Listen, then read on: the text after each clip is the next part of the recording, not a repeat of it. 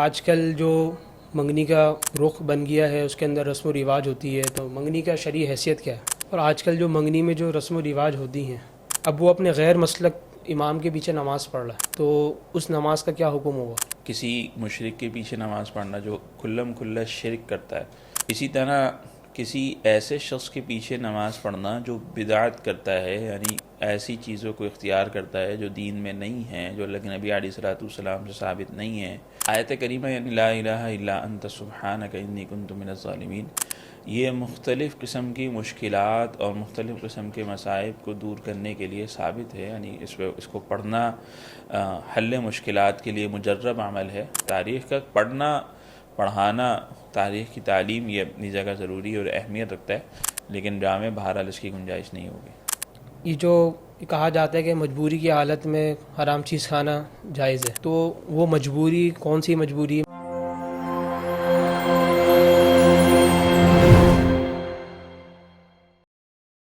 السلام علیکم، میں ہوں ودین الہی، الرحمان اکیڈمی کے پروگرام آپ کے مسائل کے حل میں خوش آمدید۔ شرعی رہنمائی کے لیے آج ہمارے ساتھ مہمان گرامی موجود ہیں مفتی ابراہیم جمال صاحب۔ السلام علیکم ورحمۃ اللہ وبرکاتہ۔ وعلیکم السلام ورحمۃ اللہ وبرکاتہ۔ مفتی صاحب، سوالات کی طرف چلتے ہیں۔ پہلا سوال یہ ہے کہ آج کل جو منگنی کا ایک رخ بن گیا ہے اس کے اندر رسم و رواج ہوتی ہے، تو منگنی کا شرعی حیثیت کیا ہے؟ بسم اللہ الرحمن الرحیم۔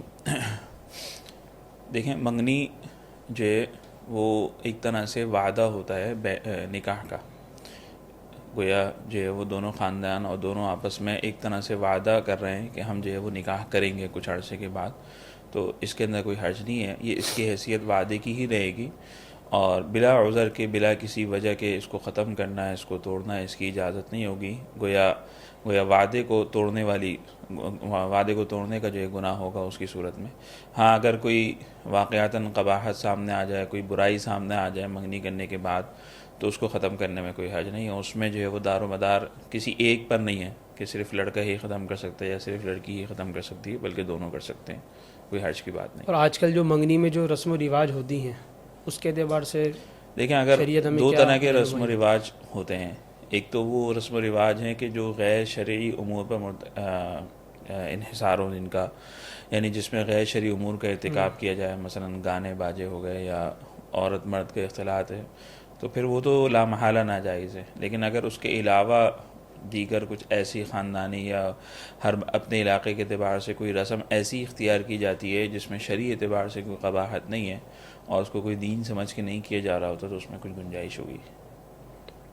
البتہ پھر بھی بہرحال رسوم و رواج سے بچنا، مطلب فضول رسوم سے بچنا جو ہے وہ کیا ہے، بہتر ہے۔ اچھا، اگلا سوال یہ پوچھا ہے کہ اوپٹن کے بارے میں پوچھا ہے کہ اوپٹن جو لگایا جاتا ہے تو اس بارے میں علماء کرام کی کیا رائے ہے؟ دیکھیں، اوپٹن جو ہے وہ فی نفسی ہی ایک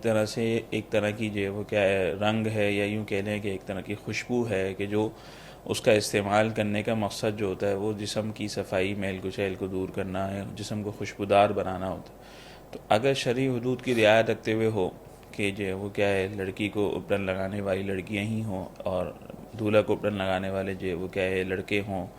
اور اس کے اندر بھی شرعی امور کا ارتکاب، مطلب شرعی حدود کا رعایت کی جائے، تو پھر کوئی حرج نہیں ہے، لگا سکتے ہیں، یا وہ خود لگائے اپنے آپ کو تو بھی کوئی حرج نہیں ہے۔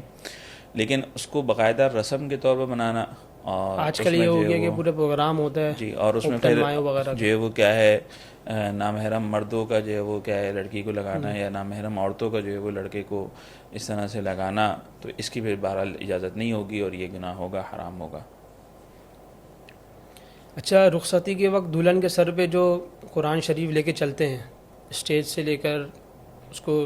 رخصت کرتے ہیں وقت، تو اس کی کیا شرعی حیثیت ہے، اس کی کیا حقیقت ہے؟ دیکھیں، اس کی اپنی کوئی شرعی حیثیت نہیں ہے، یعنی یہ کوئی شریعت کی طرف سے پسندیدہ کام نہیں ہے، یا یوں کہا جائے کہ اس پہ کوئی ثواب یا اس کی وجہ سے کوئی برکت ملے گی، ایسا ہرگز نہیں ہے،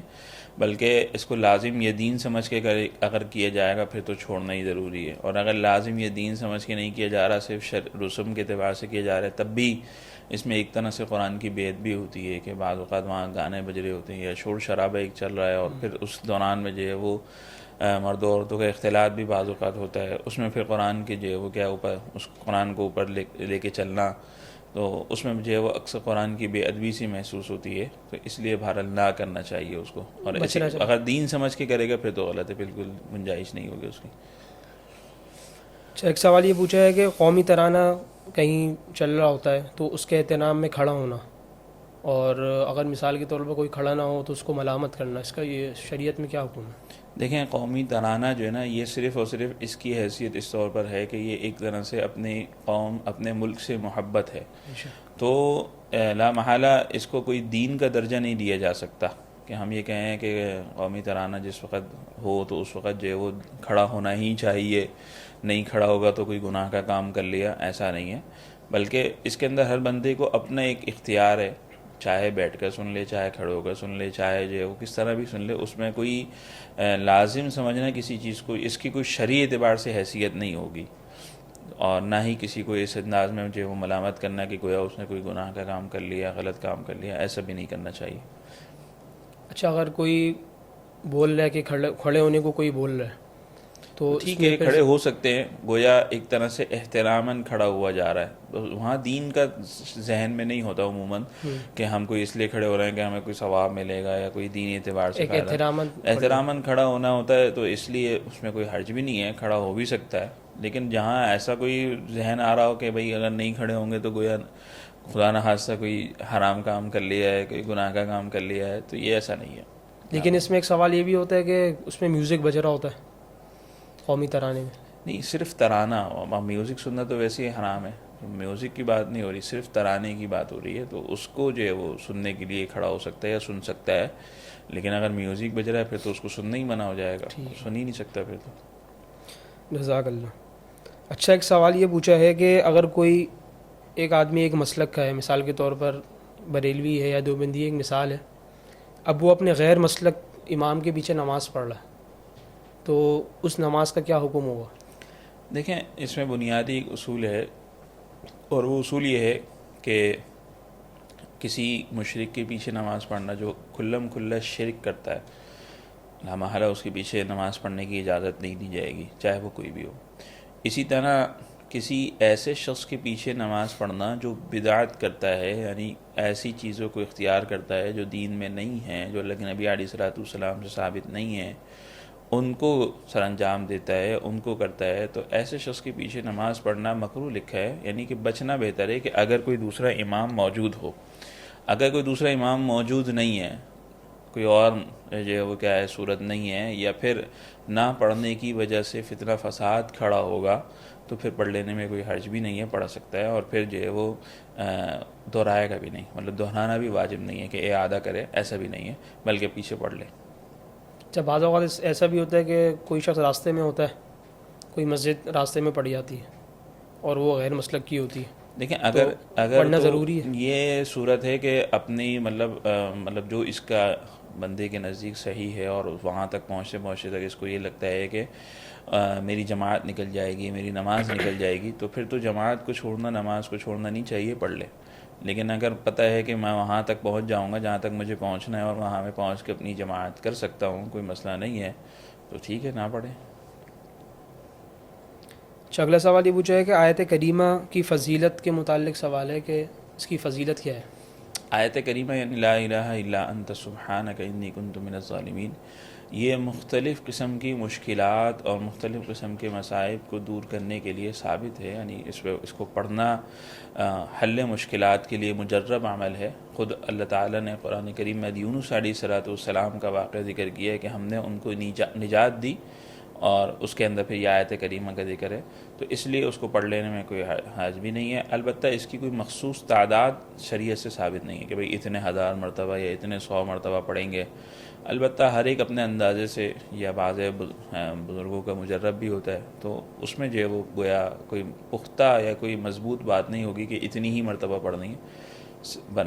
فی نفسی آیت کریمہ کا پڑھنا اور کثرت سے ورد کرنا کسی مشکل کو دور کرنے کے لیے ثابت ہے، پڑھنی چاہیے، پڑھ سکتے ہیں۔ اچھا، ایک سوال یہ پوچھا ہے کہ کرسی میں بیٹھ کر کھانا جو آج کل کھایا جاتا ہے تو یہ شریعت میں پسندیدہ ہے یا ناپسندیدہ ہے؟ نیچے بیٹھ کر کھانا چاہیے یا عذر کی وجہ سے کرسی میں بیٹھ کر کھانا چاہیے؟ اس کی کیا حقیقت ہے؟ دیکھیں، ایک بات تو یہ ہے کہ نیچے بیٹھ کر کھانا کھانا یہ سنت عمل ہے، لیکن نبی علیہ الصلوۃ والسلام سے نیچے بیٹھ کر کھانا کھانا ثابت ہے۔ اب دوسری بات کہ آیا کرسی پر بیٹھ کر کھانا جائز ہوگا یا ناجائز ہوگا، تو پہلی بات تو یہ ہے کہ اس میں مطلب جائز ناجائز کا کوئی مسئلہ نہیں ہے، یعنی کرسی پر بیٹھ کر کھانا کھانا بھی جائز ہے، کوئی حرج کی بات نہیں ہے۔ البتہ اگر کوئی ایسی سہولت میسر ہو کہ بندہ بآسانی نیچے بیٹھ سکتا ہے تو ترجیح ایسی صورت میں پھر نیچے بیٹھنے کو دینی چاہیے۔ لیکن اگر کوئی ایسی صورت نہ ہو کہ اس کو اپنی ذات سے کوئی بیماری ہے مثلا، یا کسی ایسی جگہ ہے کہ جہاں نیچے بیٹھ کر کھانا کھانے کی کوئی صورت موجود نہیں ہے، تو اوپر بیٹھ کر کھانے میں کوئی حرج نہیں ہے، کھا سکتا ہے۔ اچھا، ایک سوال یہ پوچھا ہے کہ ایک شخص مطلقاً تصویر کشی کر رہا ہے، کیا یہ حرام ہے اس میں، یا اس میں کچھ رخصت ہے، اس میں کیا حقیقت ہے شرعی رہنمائی حاصل فرمائیں؟ دیکھیں، تصویر کھینچنا، تصویر بنانا، مطلب تصویر کھینچنے سے مراد ہم اس کو تصویر پر محمول کریں تو تصویر تو حرام ہے۔ اب مسئلہ یہ آ جائے گا کہ آج کل جو ڈیجیٹل موبائل وغیرہ میں تصویر ہے، آیا وہ تصویر کے حکم میں ہے یا نہیں ہے؟ تو اس کے اندر چونکہ مختلف علماء کے مختلف رائے ہیں، تو بعض علماء کی رائے حرام کی ہے اور بعض علماء کی رائے جو ہے وہ اس کی اجازت کی ہے، یعنی وہ بھی تصویر کی اجازت نہیں ہے، یہ ذہن میں رہے، کیونکہ تصویر تو بالکل ممنوع ہے، لیکن نبی علیہ الصلوۃ والسلام سے ثابت ہے حدیث میں۔ البتہ وہ تصویر ہے یا نہیں اس میں اختلاف ہے، تو اس کی بات پھر الگ ہو جائے گی۔ اس کے علاوہ تصویر باقاعدہ ہاتھ سے بنانا، یا پھر جو ہے وہ کیا ہے اس کا پرنٹ نکال لینا، یا مجسمے کی صورت بنانا جیسے پہلے ہوتا تھا، تو اس کی پھر بہرحال اس کی تو گنجائش نہیں ہے، وہ ممنوع ہے، وہ حرام ہے۔ اچھا، بعض اوقات ایسا ہوتا ہے کہ تصویر ہم کھنچواتے ہیں، پرنٹ نکلواتے ہیں، لیکن فی الوقت ہمیں ضرورت نہیں ہوتی، 5 6 تصویریں نکال کے رکھ دیتے ہیں کہ ضرورت کے موقع میں ہم اس کو استعمال کر لیں گے، پاسپورٹ سائز ہو گیا یا کچھ بھی سائز ہو گیا، تو یہ اس طرح رکھنا درست ہے؟ کھنچوانے کے وقت اگر نیت اس کی ہے کہ بھئی یہ ضرورت کی وجہ سے کھنچوا رہا ہے، جیسے پاسپورٹ کے لیے یا شناختی کارڈ وغیرہ زیادہ کے لیے، کھنچوا لی، یا 5 6 کھنچوا وہ کے تو رکھ دی۔ اس کا پرنٹ نکلوا کے رکھ لیتے ہیں۔ تصویر تو ایک ہی مرتبہ کھنچوائی ہے اس نے، اب اس کا پرنٹ نکل جاتا ہے، وہ 2 3 مرتبہ، 4 مرتبہ، 5 مرتبہ، اس میں کوئی حرج نہیں ہے، کیونکہ وہاں پہ ضرورت کے لیے کر رہا ہے۔ لیکن اگر کھنچواتے وقت ضرورت کی نیت نہیں ہے تو پھر اس کا مسئلہ الگ ہوگا۔ اچھا، ایک سوال یہ پوچھا ہے کہ وی پی این کا استعمال کرنا شریعت میں کیسا ہے؟ دیکھیں، وی پی این کا استعمال اگر اپنی ضرورت کے تحت کیا جا رہا ہے تو اس میں تو کوئی حرج کی بات نہیں ہے، کوئی مسئلہ نہیں ہے، کر سکتے ہیں، بالکل کر سکتے ہیں۔ البتہ اس کے اندر جو ہے وہ چونکہ بعضی جگہوں پر بعضی سائٹس بند ہوتی ہیں، تو وہ وی پی این کے ذریعے سے ان سائٹس کو کھولنا، تو اگر تو قانونی طور پر منع ہو تو پھر اس کے اندر الگ حکم ہو جائے گا، یعنی قانون کی پاسداری نہیں کی جا رہی، اس وجہ سے اس کے اندر جو ہے وہ کیا ہے، مطلب ممنوع کا شائبہ آ جائے گا کہ بھئی نہ کرے۔ اسی طرح کوئی ایسی غیر اخلاقی سائٹس کھول رہا ہے وی پی این کے ذریعے سے، تو اس کی بھی بہرحال ممانعت ہوگی، ورنہ فی نفسی ہی وی پی این کے استعمال میں اس میں کوئی حرج کی بات نہیں ہے ضرورت کے تحت۔ اچھا، ایک سوال یہ پوچھا ہے کہ اگر کوئی شخص نماز میں اپنے امام سے آگے بڑھ جائے تو اس نماز کا کیا حکم ہوگا، اس شخص کی نماز؟ دیکھیں، جماعت کی نماز کے لیے جب امام کی اقتداء کر رہا ہے تو شرط ہے کہ امام کے پیچھے ہونا چاہیے۔ اگر امام کی ایڑی سے اس کی ایڑی آگے بڑھ جائے گی تو لا محالہ اس کی نماز نہیں ہوگی، نماز فاسد ہو جائے گی۔ اچھا، اگلا سوال یہ پوچھا ہے کہ آج کل بچوں کو بہلانے کے لیے کارٹون وغیرہ دکھائے جاتے ہیں، تو اس میں کوئی گنجائش نکلتی ہے شریعت میں؟ دیکھیں، کارٹون دکھانے کے اندر جو ہے نا وہ کئی طرح کی قباحتیں ہیں، کئی طرح کی ایسی چیزیں ہیں کہ جس سے بچوں کو نقصان پہنچے گا، دینی اعتبار سے بھی اور دنیاوی اعتبار سے بھی۔ دینی اعتبار سے نقصان اس طور پر پہنچے گا کہ ان کا جو ذہن ہوتا ہے بچوں کا، وہ کچا ذہن ہوتا ہے۔ اب آپ لا محالہ جب کارٹون دیکھ رہا ہوتا ہے بچہ تو اس کے اندر میوزک بھی ہوتا ہے، عموماً اس کے اندر جو ہے وہ نازیبا تصاویر بھی آ رہی ہوتی ہیں، یعنی کہ بالکل جو ہے وہ عجیب لباس کے اندر جو ہے وہ تصاویر سامنے آ رہی ہوتی ہیں، اور اسی طرح جو ہے وہ بعض اوقات اس کے اندر اگر لڑائی جھگڑے والے کارٹون ہو تو اس کے اندر کوئی وہ پرتشدد چیزیں دیکھ رہا ہے، تو وہ ساری چیزیں بچے کے ذہن میں فیڈ ہوتی ہیں۔ تو یہ صرف شرعاً تو منع ہو گئی ہوگا، لیکن آج کل تو اس پر جو ہے وہ بہت سارے جو ہے وہ تحقیقیں جو کی جاتی ہیں، تو وہ لوگ بھی منع کرتے ہیں اس کو کہ بھئی اس کی وجہ سے بچے کی صحت پہ بھی بہت برے اثرات پڑتے ہیں، کہ لا محالہ وہ جب کارٹون دیکھتا ہے تو مستقل اسی کے اندر لگا رہتا ہے، اور ایسے بہت سارے واقعات بھی ہمارے سامنے آ جاتے ہیں کہ وہ کارٹون دیکھتے دیکھتے جو ہے وہ اپنے آپ کو وہ بچہ جو ہے وہی سمجھنے لگتا ہے اور اسی طرح کی حرکتیں کرنے لگتا ہے، تو اس سے نہ صرف اس کے صحت پر برا اثر پڑ رہا ہے اور پھر ایک وقت ہوتا ہے کہ بچہ پھر تعلیم کا بھی قابل نہیں رہتا، پڑھنے میں اس کا دل نہیں لگتا مکمل، ہمہ وقت وہ اسی کے اندر توجہ لگی رہتی ہے اس کی، تو اس کی دنیا کا بھی نقصان ہو رہا ہے، اور پھر میوزک وغیرہ سن رہا ہے تو اس کی وجہ سے اس کے دین کا بھی نقصان ہو رہا ہے. تو ایسی چیز جس میں اتنے سارے نقصانات، اس کی گنجائش کہاں ہوگی؟ اگلا سوال یہ پوچھا ہے کہ اگر کسائی جانور ذبح کرتے وقت بسم اللہ پڑھنا بھول گیا تو اس ذبیح کا کیا حکم ہوگا؟ دیکھیں اگر ذبح کرنے والا مسلمان ہو تو اگر اس سے غلط بھول گیا وہ بسم اللہ پڑھنا تو کوئی حرج کی بات نہیں ہے، اس کی وجہ سے وہ ذبیحہ جو ہے وہ کیا ہوگا، مردار نہیں ہوگا، اس کے کھانے کی گنجائش رہے گی، وہ حلال رہے گا. اگر اس نے وہ بھول گیا، اگر جان بوجھ کر چھوڑی ہے تو پھر تو لا محالہ ذبیحہ حلال نہیں ہوگا. تو اگر مسلمان ہیں اور ذبیحہ کرتے وقت بسم اللہ بھول جائے تو کوئی مسئلہ نہیں. اچھا، اگر گوشت کھانے کے بعد معلوم چلے کہ جانور مردار تھا، یعنی کہ یہ مر گیا تھا، خود طبی موت مر گیا تھا، پھر گوشت کھانے کے بعد پتہ چل رہی یہ بات، تو اب اس کا کوئی کفارہ وغیرہ ہے، کیا حکم ہوگا اس کا؟ دیکھیں کسی بھی جگہ جب بھی گوشت کا استعمال کیا جائے تو بہتر یہ ہے کہ اس کے اندر احتیاط برتی جائے، ایک اصول ہے.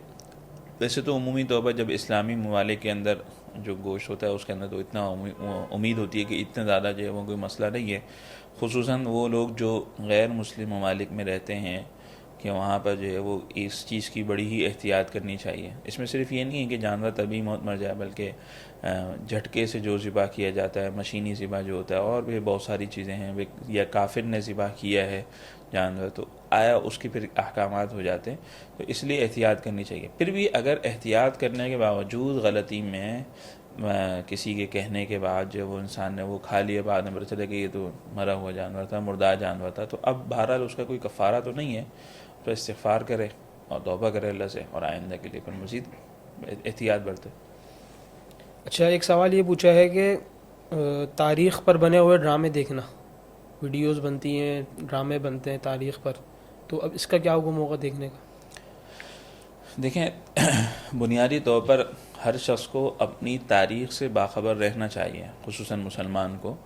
اور کامیاب جو قوم ہوتی ہے وہ ہوتی ہے کہ جس کو اپنی تاریخ کا علم ہو. لیکن یہ بات بھی ذہن میں رہے کہ کسی اچھے کام کو کرنے کے لیے کسی برائی کا راستہ اختیار کرنا ہی کوئی مصلحت نہیں ہوتی، اور نہ ہی جو ہے وہ کیا ہے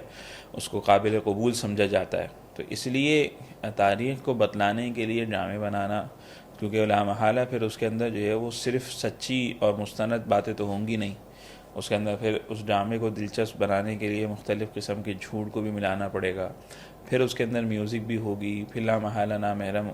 تصاویر بھی ہوں گی، ساری چیزیں ہوں گی، تو پھر لا محالہ تو اس کی گنجائش نہیں ہوگی، اس کی جو ہے وہ کیا اجازت نہیں ہوگی. اس لیے جو ہے وہ کیا ہے تاریخ کا پڑھنا پڑھانا، تاریخ کی تعلیم یہ اپنی جگہ ضروری اور اہمیت رکھتا ہے، لیکن ڈرامے بہرحال اس کی گنجائش نہیں ہوگی. اچھا، ایک سوال یہ پوچھا ہے کہ یہ جو کہا جاتا ہے کہ مجبوری کی حالت میں حرام چیز کھانا جائز ہے، تو وہ مجبوری کون سی مجبوری ہے؟ مثال کے طور پر اس کی کیا قید ہیں، کیا شرائط ہیں شریعت میں، وہ شرائط اس میں تفصیل دیکھیں قرآن کریم کے اندر اللہ تعالیٰ کا ارشاد ہے، 6 سپارے کی آیت ہے، فمن اضطر فی مخمصۃ، یعنی کہ جو مجبور ہو جائے سخت بھوک کے اندر اور وہ حد سے زیادہ آگے بڑھنے والا نہ ہو گناہ کے کام کے اندر، تو پھر اس کے لیے اس بات کی اجازت دی گئی. مثلا ایک شخص ہے وہ شدید بھوک کی کیفیت میں ہے اور اس کے پاس کھانے کے لیے کوئی اور چیز میسر نہیں ہے، کوئی حلال چیز میسر نہیں ہے، اس کے سامنے 2 ہی راستے ہیں کہ یا تو حرام چیز کھا لے اپنی جان بچا لے، یا پھر نہ کھائے اور اس کی جان چلی جائے. تو اب لا محالہ ایسی صورت میں پھر شریعت کہتی ہے کہ بھئی حرام چیز کھا لو اور اپنی جان کو بچا لو، یعنی اپنی جان کو بچانا یہاں پہ شریعت لازمی قرار دیتی ہے. یہ کوئی عقل مندی یا دینداری نہیں ہوگی کہ اپنی جان کو ہلاکت میں ڈال دیا اور اس حرام چیز سے بچ گئے، یہ کوئی عقل مندی نہیں ہے شریعت کی نظر میں، یہ کوئی دینداری نہیں ہے. البتہ اگر ایسی صورت نہیں ہے، یعنی کہ ابھی اتنی زیادہ شدید بھوک کی کیفیت نہیں ہے، یا جو ہے وہ کیا ہے دوسری حلال چیزیں میسر ہیں، تو پھر لا محالہ اس کی گنجائش نہیں ہوگی. یہ حکم کھانے کا بھی ہوگا اور یہی حکم پینے کا بھی ہوگا کہ حرام چیز موجود ہے پینے کے لحاظ سے، کوئی حلال نہیں ہے، اور پیاس کی اتنی شدید کیفیت ہے کہ اگر نہیں پیے گا تو جان چلی جائے گی، تو پھر یا پھر ایک صورت یہ، دوسری صورت یہ بھی ہوتی ہے کہ کسی نے زبردستی کھلایا، جو ہے وہ کسی نے آپ کو جو ہے وہ آپ کو جان سے مارنے کی دھمکی اس طور پر دے دی کہ مثال کے طور پر جو ہے وہ آپ کے اوپر گن تان رکھی ہے کہ بھئی یہ کھانا ہی کھانا ہے، یہ جو ہے وہ کیا ہے پینا ہی پینا ہے، تو ٹھیک ہے اب کھانا یا پینا اس کے لیے کوئی حلال ہوگا وہ. جزاک اللہ مفتی صاحب، قیمتی وقت دینے کا شکریہ. اجازت چاہوں گا. اللہ تعالی ہم سب کو مسائل سمجھ کر اس پر عمل کرنے کی توفیق عطا فرمائے. السلام علیکم ورحمۃ اللہ وبرکاتہ.